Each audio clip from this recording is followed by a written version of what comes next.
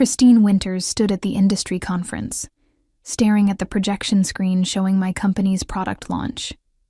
Her face cycled through confusion, recognition, then pure rage. The journalist next to her asked, "Isn't that the concept you rejected last year?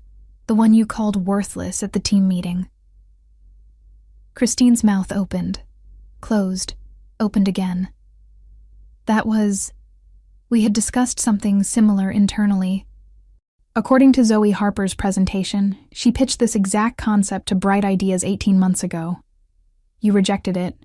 Now she's launching it with Velocity Digital, and it's already generating $8 million in pre-orders. That must sting. Christine walked out of the conference hall. I watched her leave from the stage, mid-presentation, and couldn't help but smile. She'd called my ideas worthless. She'd shut down every proposal I brought her. She'd told me I didn't understand the market. Now the market was proving her catastrophically wrong, and I was the one getting paid. My name is Zoe Harper.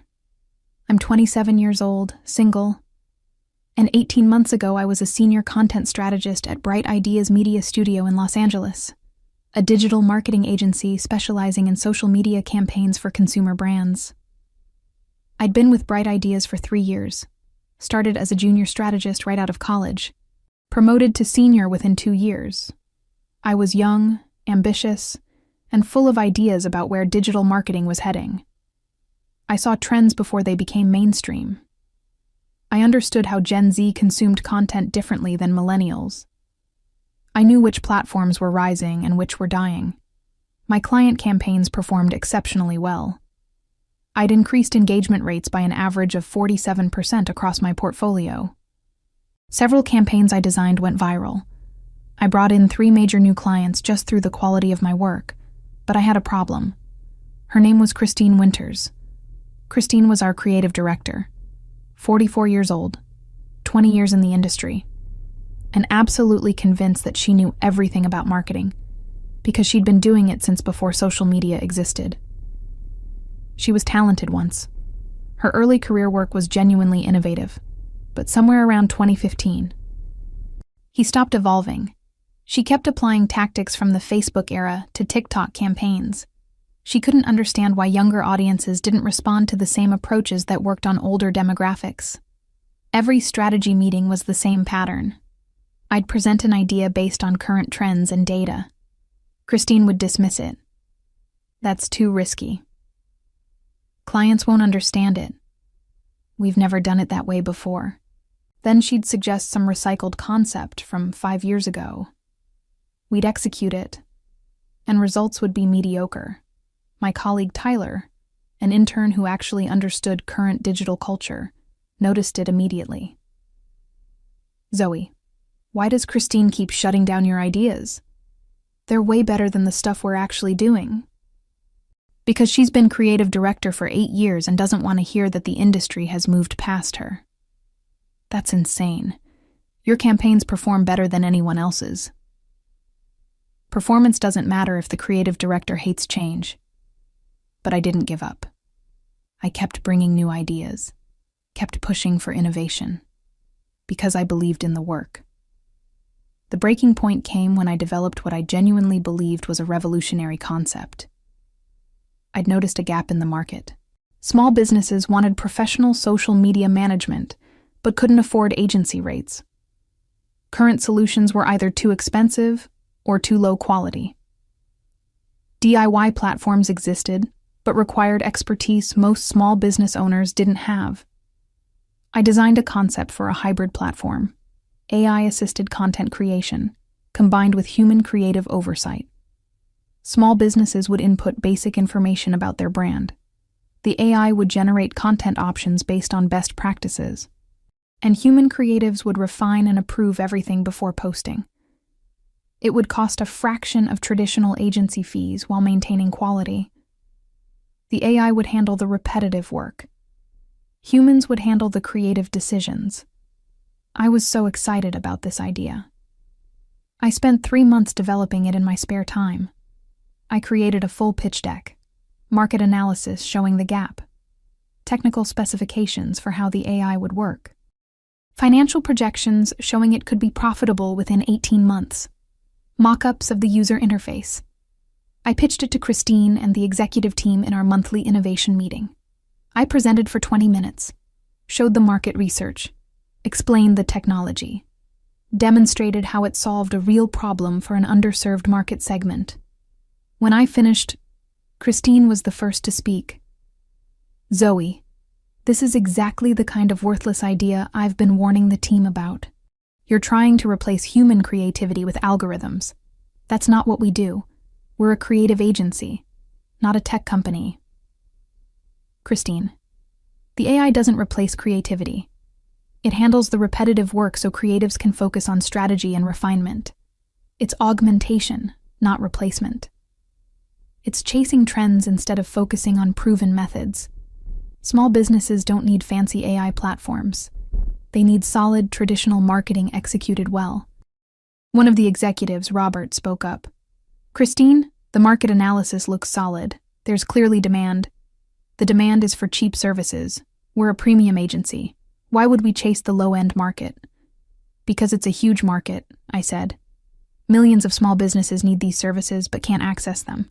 This platform could serve thousands of clients simultaneously with minimal overhead. Or it could dilute our brand by associating us with discount services. I'm not interested." She dismissed my proposal without further discussion. The meeting moved on. I was devastated. I'd spent 3 months on that concept. The data was solid, the opportunity was real, and she'd called it worthless in front of the entire leadership team. Tyler found me at my desk afterward. "Zoe, that was bullshit. Your idea was brilliant." Christine doesn't think so. Christine's terrified of anything she doesn't understand. But that concept? That could be huge. You should do something with it. Like what? Build it myself? I'm not a developer.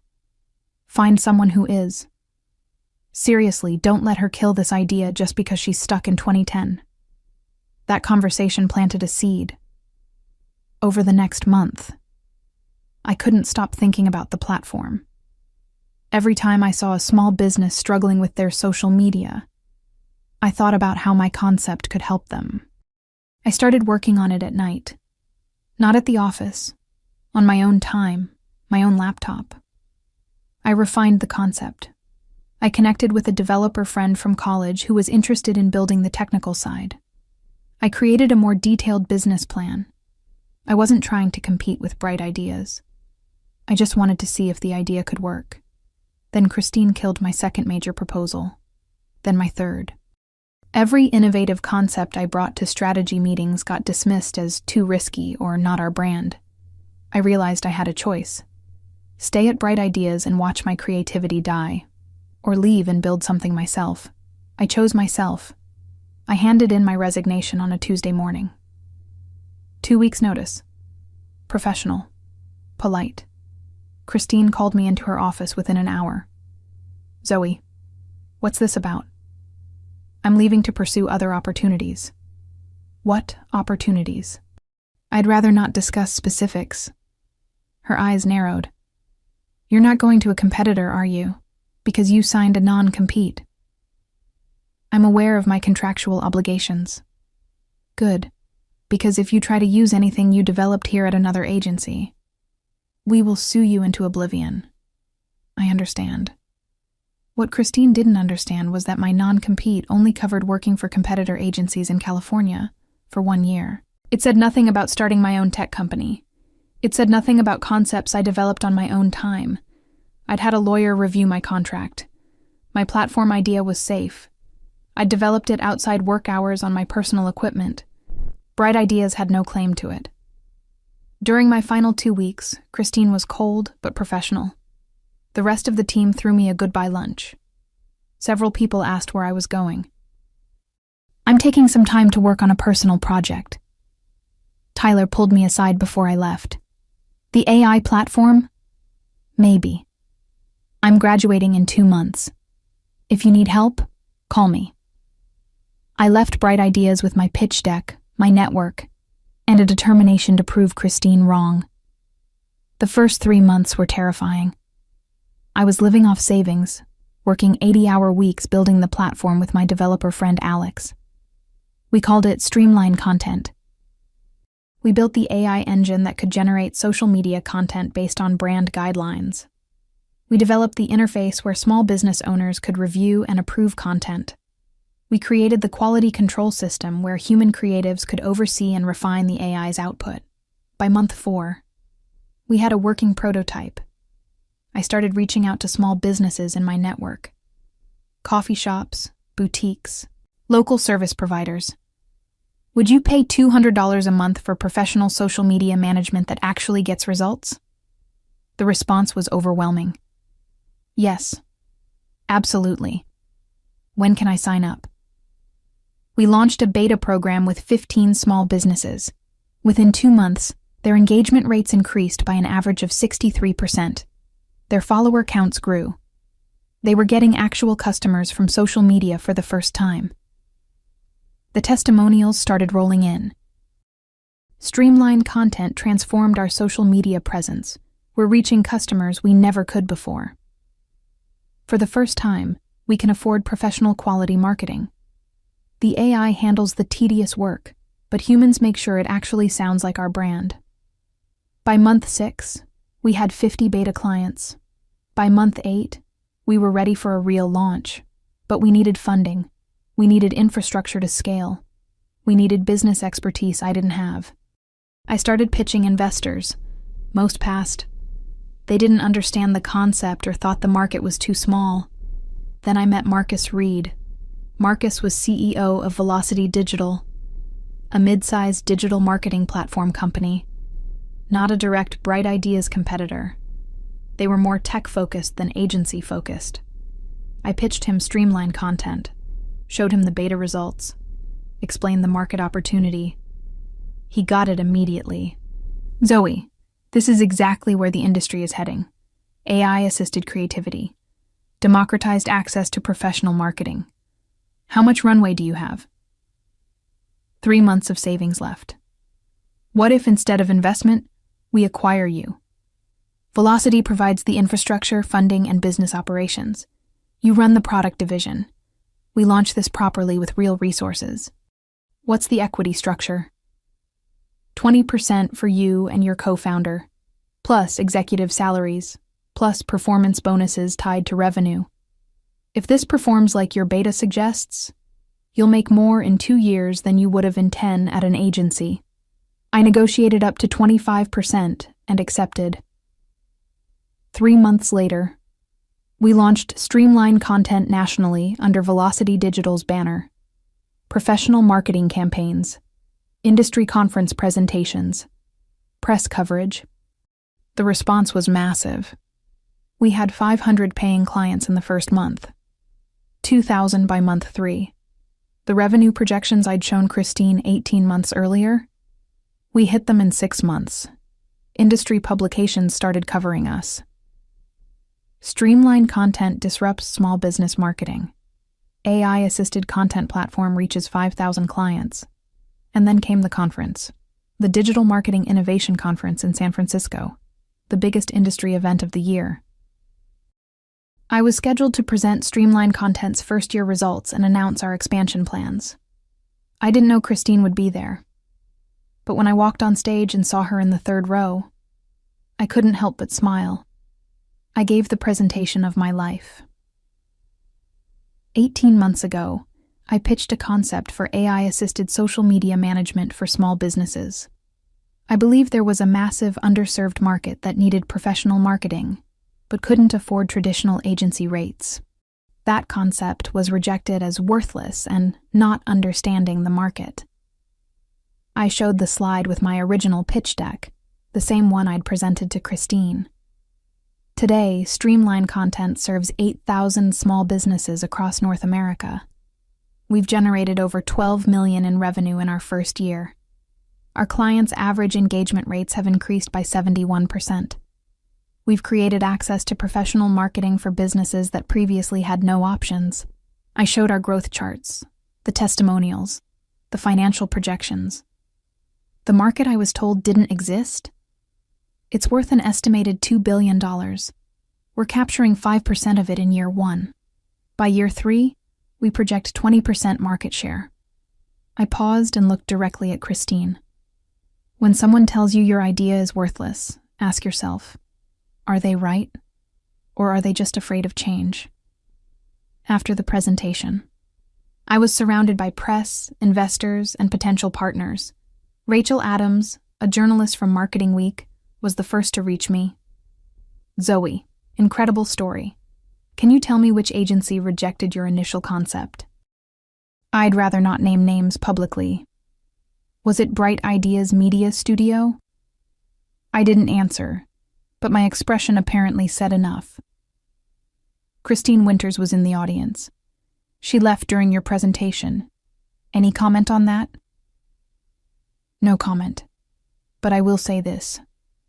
When established players dismiss innovation because it threatens their existing model, they create opportunities for new players. That's what happened here. The article ran the next week. How Christine Winters' rejection created her biggest competitor. It was fair, but devastating. Rachel had done her research. She'd found 3 other former Bright Ideas employees who'd left after having ideas rejected. She'd compared Bright Ideas' client growth, flat, with Velocity's growth, explosive, over the past year. The implication was clear. Christine's resistance to innovation wasn't just hurting individual employees. It was hurting her entire company. Tyler sent me the article with one comment. This is perfect. 2 weeks after the conference, Marcus called me into his office. Zoe, 3 things. First, we just closed a Series B funding round. $20 million. Investors loved the conference presentation. Second, we're expanding streamlined content to Europe and Asia. You'll oversee the global rollout. Third, your equity stake just became worth approximately $8 million based on our latest valuation. I sat down. $8 million? Conservative estimate. If we hit our growth targets, could be $20 million in 2 years. Congratulations. You just became very wealthy by building something worthless. That night, I treated Alex and Tyler to dinner at an expensive restaurant. To worthless ideas, I toasted. To worthless ideas, they echoed. My phone buzzed. Email from an unknown address. Subject line. Congratulations. I opened it. Zoe, I saw your presentation at the conference. Impressive results. I may have been too hasty in dismissing your initial concept. If you're ever interested in discussing collaboration between streamlined content and Bright Ideas, I'd be open to conversation. Christine Winters. I showed it to Tyler. Should I respond? What would you say? I thought about it. Then I typed, Christine, thank you for reaching out. I appreciate the acknowledgement. However, I'm fully committed to growing streamlined content with Velocity Digital. Perhaps this is a good reminder that sometimes the best ideas come from unexpected sources, and dismissing them has consequences. Best of luck with Bright Ideas. Zoe. I hit send. Not interested in collaboration? Tyler asked. Not even a little bit. 2 years later. Streamlined Content is serving 35,000 small businesses globally. We've expanded beyond social media into complete digital marketing solutions. Annual revenue, $98 million. My equity stake is worth approximately $30 million based on our latest valuation. I'm 29 years old and financially set for life. More importantly, we're actually helping businesses. Small coffee shops in Montana, boutiques in Singapore, service providers in Brazil. People who never could have afforded professional marketing now have access to tools that work. I get messages weekly from small business owners. Streamlined Content changed my business. I'm reaching customers I never could before. For the first time, I can compete with bigger companies on social media. That's worth more than any amount of money. Marcus promoted me to Chief Product Officer. I oversee not just Streamlined Content, but Velocity's entire product portfolio. I'm the youngest C-level executive in the company. Tyler finished his degree and joined Streamline Content full-time. He's now director of content strategy, managing a team of 20. Alex, my developer co-founder, is CTO. His equity stake is worth about $12 million. Not bad for believing in a worthless idea. As for bright ideas, they're struggling. Client retention is down. Several key employees have left. They've lost ground to more innovative competitors. Christine is still creative director, but I heard through industry connections that she's under pressure from ownership to modernize their approach. Too little, too late. I ran into her at another industry conference last month. She approached me at a networking reception. Zoe, you've done remarkable things with Streamline Content. Thank you. I've been thinking about our last conversation, about collaboration. Velocity and bright ideas could potentially... Christine, we're not interested. We're growing faster than we can handle. We don't need partnerships with agencies that resist innovation. That's not entirely fair. We've evolved. You evolved after your competitors proved the market existed. After you lost relevance. That's not evolution.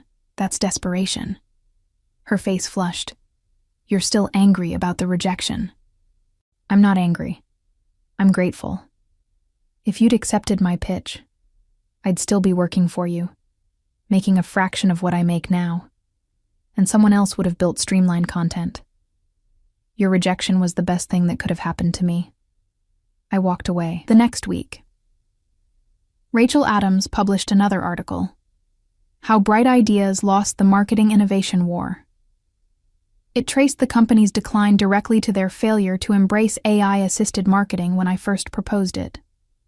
The article ended with a quote from an anonymous industry insider. Christine Winters had the opportunity to lead the industry's next big innovation. Instead, she called it worthless. Now she's watching from the sidelines while her former employee builds a $100 million company with that worthless idea. I didn't give that quote, but I didn't disagree with it either. People ask if I'm vindictive. If I enjoy watching Christine and bright ideas struggle while Streamline Content succeeds, I don't enjoy their struggle. But I absolutely enjoy my success. Christine didn't just reject my idea. She called it worthless. She dismissed it publicly. She made me feel stupid for suggesting it. She was completely, catastrophically wrong. And now she has to watch as I prove that every single day. Here's what I learned. When someone with authority tells you your idea is worthless, consider the source.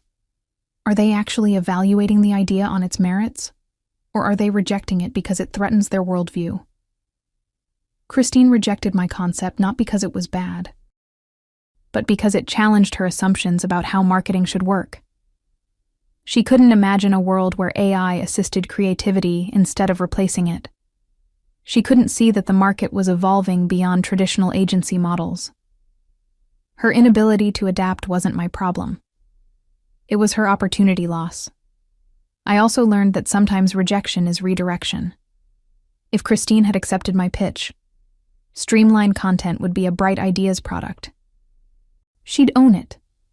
I'd be an employee collecting a salary. Instead, I own 25% of a company worth over $100 million. I'm a C-level executive with equity that could be worth $50 million or more if we go public. Her rejection gave me ownership, gave me control, gave me wealth and freedom I never would have had as her employee. So when people ask if I'm bitter about how she treated me, I laugh. I'm not bitter. I'm rich. Christine thought calling my idea worthless would end the conversation. Instead, it started my company. She thought I'd give up and accept that she knew better.